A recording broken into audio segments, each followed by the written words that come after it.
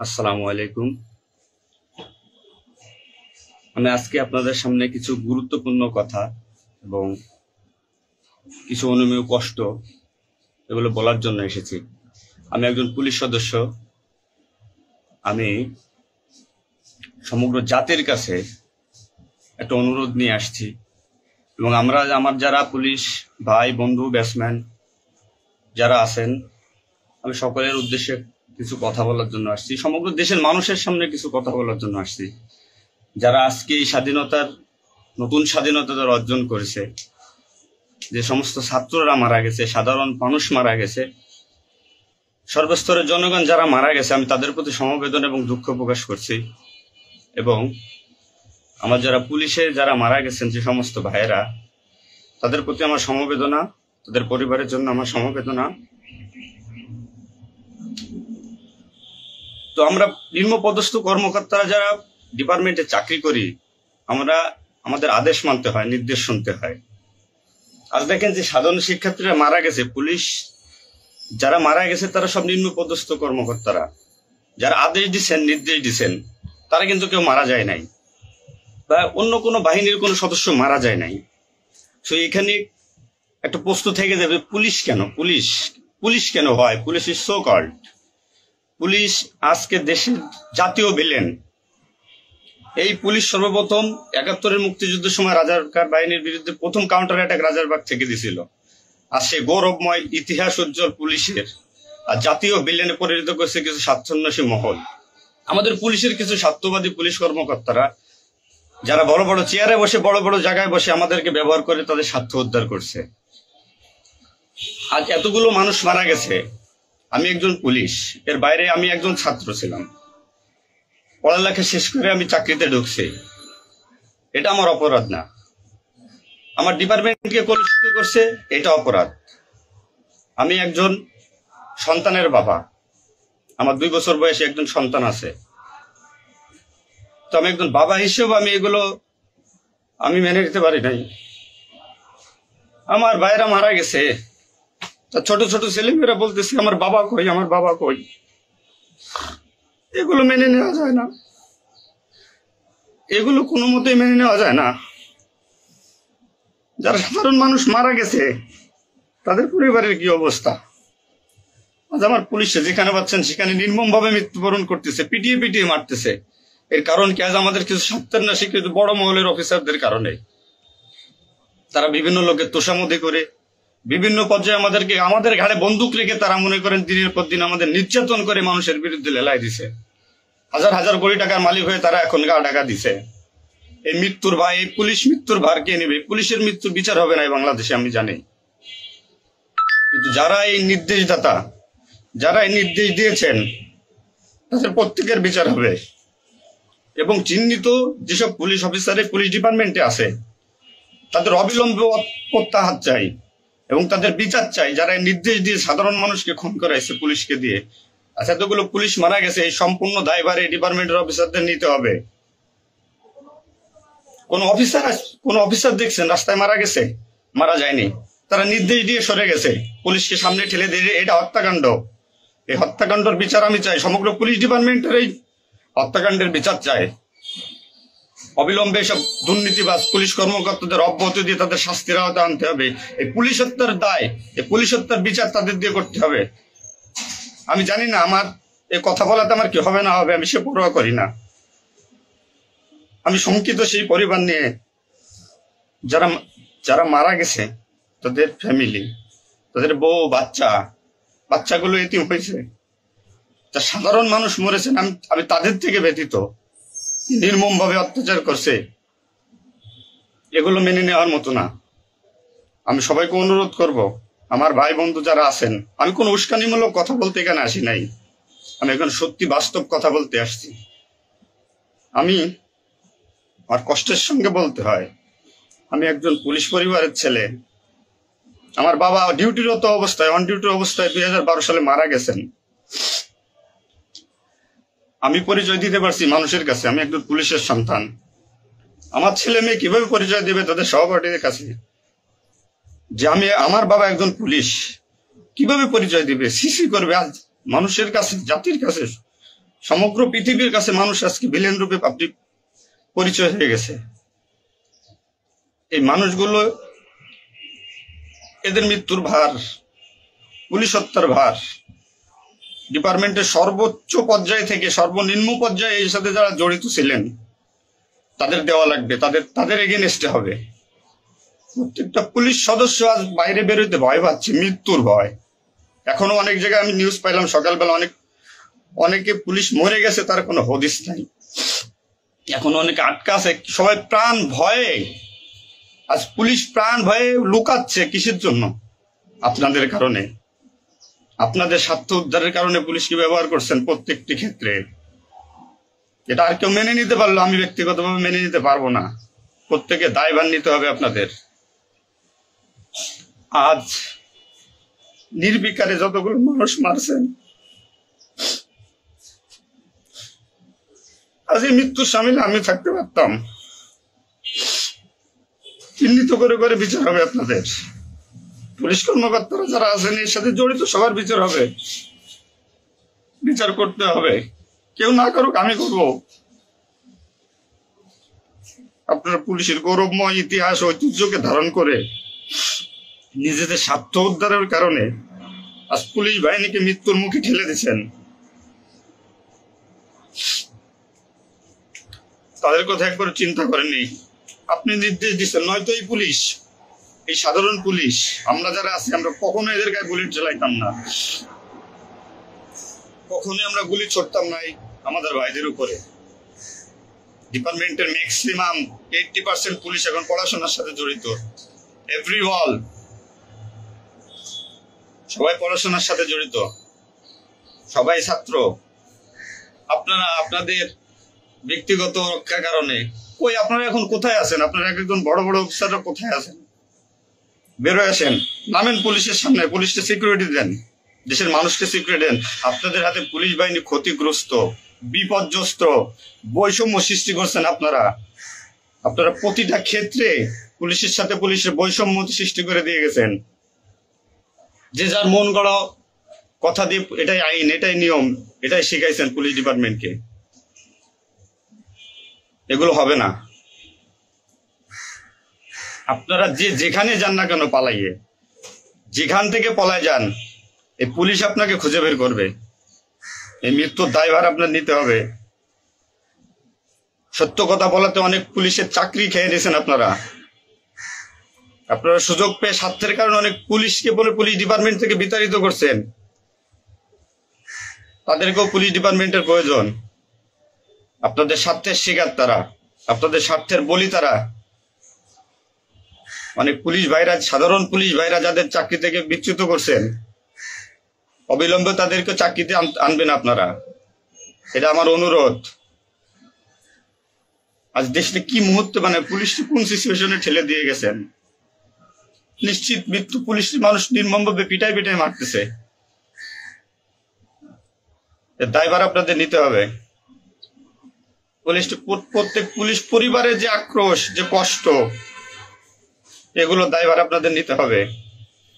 সাধারণ মানুষ আপনাদের ক্ষমা করবে না। আপনারা সবাই চিহ্নিত, আপনারা সবাই এই বাংলাদেশের দুর্নীতিবাজ পুলিশ অফিসারদের আপনারা সবাই চিনেন, আপনারা সবাই তাদের চিনেন।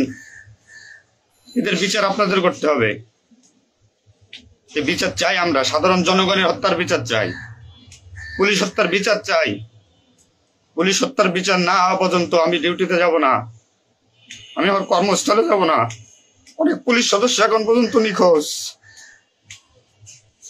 আমার সহপাঠী ভাইরা মারা গেছে, আমার পরিচিত ভাইরা মারা গেছে। তাদের সন্তান হাউমাউ করে চিল্লাইতেছে, আমার বাবা কই? এর জবাব কি কে দেবে? জবাব দেওয়া লাগবে। এতগুলো মায়ের কোল ফাঁকা করছেন, পুলিশ জীবন হারাইছে, গর্ভবতী মহিলা পুলিশকে পর্যন্ত মারে ফেলছে।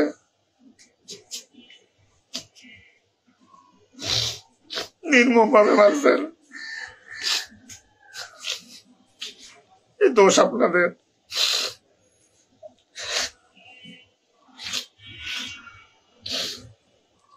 চাকরির ভয় নাই, চাকরি চাই, ভিক্ষা করে খাবো, নির্যাতন আর মানবো না। কি করছেন পুলিশ ডিপার্টমেন্টের জন্য আপনারা? কত পুলিশ মারা গেছে তার তো ঠিক নাই। বিচার হবে, বিচার আমি করবো, কেন করবো? পুলিশ ডিপার্টমেন্টে প্রত্যেকটা সেক্টরে দুর্নীতি। আমি পুলিশ হয়ে আমার কোনো কাজের জন্য আমাকে অর্থ দিতে হয়, টাকা দিতে হয়। এতে নির্লজ্জতার কি কি কি করবো আমি? সাধারণ মানুষ দূরের কথা, আমরা কোনো পুলিশের কাছে সহযোগিতার জন্য গেলে তারা আমাদেরকে মূল্যায়ন করে না, কোনো কাজে হেল্প করে না, কোনো কিছুতে সুবিধা দিতে চায় না। আজ ডিপার্টমেন্টে বৈষম্য সৃষ্টি করে থেকে গেছেন আপনারা।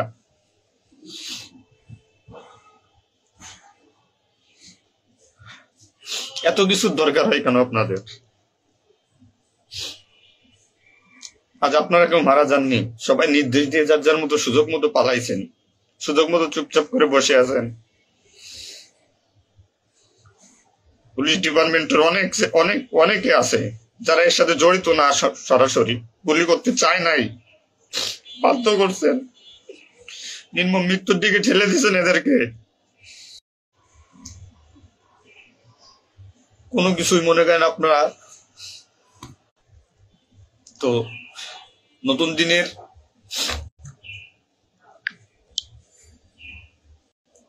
নতুন দিনের সূচনা হয়েছে বাংলাদেশে, স্বাগত জানাই। আমি কোন রাজনৈতিক দলের পরিপক্ষ না, আমি আজ পুলিশ। যে সরকারি আসবেন আমি সেই সরকারি গোলামি করতে হবে আমার।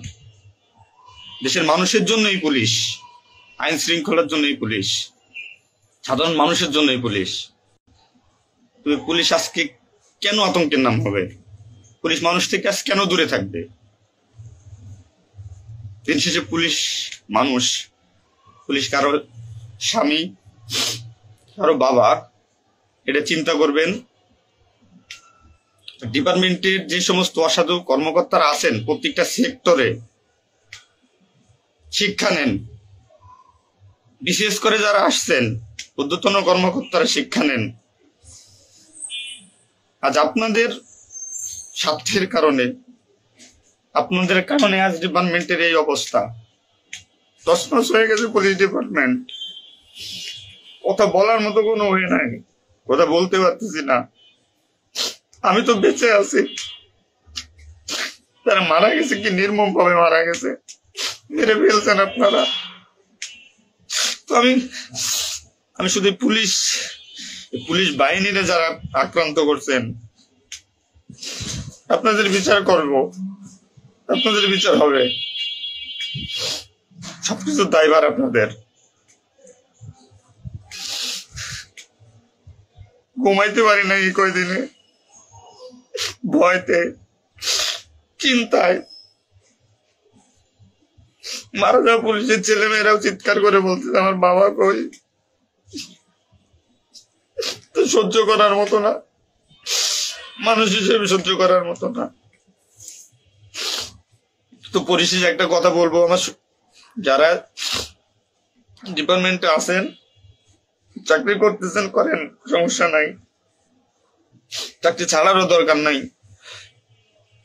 শুধু বিবেকের কাছে একটু প্রশ্ন করেন যে এরা কিভাবে আমাদের ব্যবহার করছে ডিপার্টমেন্টে। যে সরকারি আসুক, আপনাদের কাছে অনুরোধ, যে আসুক ভাই, দেশে সরকার নাই আসুক, পুলিশ থাকুক আর না থাকুক, তাতে কিচ্ছু আসা যায় না। তো আমার একটা দাবি, একজন পুলিশ হিসেবে, একজন পুলিশের সন্তান হিসেবে, ডিপার্টমেন্টের ঐতিহ্য যারা নষ্ট করছেন, এই পুলিশের সুনাম যারা নষ্ট করছেন, এদের বিচার চাই আমি, 100% বিচার চাই। পুলিশকে যারা মুখোমুখি করে যে সন্ত্রাসী বানাইছেন, নির্বিকারে পুলিশ মারাইছেন, এই নির্দেশদাতাদের বিচার চাই আমি।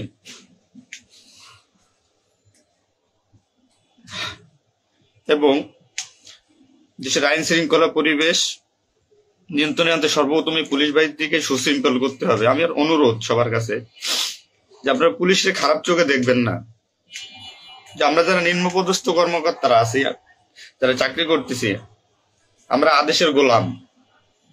আমাদের যেভাবে আদেশ দেয়, যেভাবে নির্দেশ দেয়, আমরা ওইভাবে কাজ করি, ওইভাবে আমাদের চলতে হয়। যে ভীতি, না মানলে চাকরি চলে যাবে, যাক, এই চাকরির প্রতি আর এখন কোনো নাই। তবে আমার ডিপার্টমেন্টের যে সমস্ত ভাইরা মারা গেছে, সাধারণ মানুষ যারা মারা গেছে, তাদের আমরা ফিরে পাবো না, হয়তো পাবোই না। তো আমার একটা অনুরোধ, আগে পুলিশ বাহিনীটাকে সুশৃঙ্খল করুন, আইন শৃঙ্খলা সুশৃঙ্খল করবেন। এবং আপনারা যারা সাধারণ মনে করতেছেন পুলিশ ঘৃণিত, পুলিশ অপরাধী, হ্যাঁ পুলিশ অপরাধী, পুলিশ অপরাধ করছে তার চাকরি বাঁচানোর জন্য, এবং তার মাসুল পুলিশকে দিতে হয়েছে জীবনের বিনিময়ে। আপনারা দয়া করে কেউ পুলিশকে খারাপ বলবেন না। পুলিশের প্রতি অনেক, পুলিশ আপনাদের শুভাকাঙ্ক্ষী। এবং বাংলাদেশটার যে বর্তমান পরিস্থিতির উপরে আমি একটা কথাই বলবো, সর্বস্তরের মানুষকে, দেশটাকে আবার সুন্দরভাবে গড়তে হবে, এটাই সবচেয়ে বড় কথা। ফার্স্ট অফ অল এটাই হচ্ছে বাস্তবতা। দেশটাকে আমরা সবাই মিলে গড়বো। এবং পুলিশ বাহিনীর, আপনারা যারা পুলিশে আছেন, আপনারা সুশৃঙ্খল হন, মানুষের প্রতি আনুগত্য হন এবং শিক্ষা নেন। এত বড় একটা স্বাধীনতা না হইলে এটা মানুষ কখনো বুঝতো না, বা আমরা পুলিশটা বুঝতাম না যে আমাদের অর্জন কি, আমাদের মানুষের আস্থা কি আমাদের উপরে, বা আমাদের কি করা উচিত। আপনার সবার কাছে অনুরোধ থাকবে, আমার পুলিশ ডিপার্টমেন্টের প্রত্যেকটা সেক্টরের বন্ধু বান্ধব, সিনিয়র জুনিয়র যারা আছেন, আপনারা শিক্ষা নেন, নতুন ভাবে পুলিশ ডিপার্টমেন্টটাকে গড়েন, মানসিকতা চেঞ্জ করেন, এবং পুলিশ ডিপার্টমেন্টে যারা আপনাকে ব্যবহার করবে, যারা স্বার্থের জন্য ব্যবহার করবে, তাদের সরাসরি ধরিয়ে দিবেন। পুলিশের প্রত্যেকটা সেক্টরে দুর্নীতি, এই দুর্নীতিবাজদের ধরিয়ে দিন। এদের ধরায় না দিতে পারলে পুলিশ ডিপার্টমেন্ট কোনোদিন শুদ্ধ হবে না। আর দিনের পর দিন এরা মনে করেন আমাদের সাথে বৈষম্যমূলক সৃষ্টি করে এদের নিজেদের স্বার্থ হাসিল করতে। আমার কাছে আমার একটা অনুরোধ, আপনারা সবাই ভালো থাকবেন আর আমাদের পুলিশের জন্য দোয়া করবেন, যাতে আমরা একটা সুশৃঙ্খল বাহিনী হিসেবে রিইউনিয়ন, পুনরায় পুলিশ ডিপার্টমেন্টটাকে আবার গড়বো, এই শিক্ষা থেকে শিক্ষা নিয়ে, যে পুলিশ কখনো মানুষের দুশ্মন নয়, পুলিশ মানুষের শত্রু নয়, পুলিশ মানুষের বন্ধু, জনগণের বন্ধু। এটা আমরা প্রমাণ করব। এই মানসিকতা নিয়ে তৈরি হন আগামী দিনের নতুন পুলিশ বাহিনী গড়ার জন্য। সবাই সবার নিজের প্রতি খেয়াল রাখবেন, ফ্যামিলির প্রতি খেয়াল রাখবেন, আমার জন্য দোয়া করবেন। আসসালামু আলাইকুম।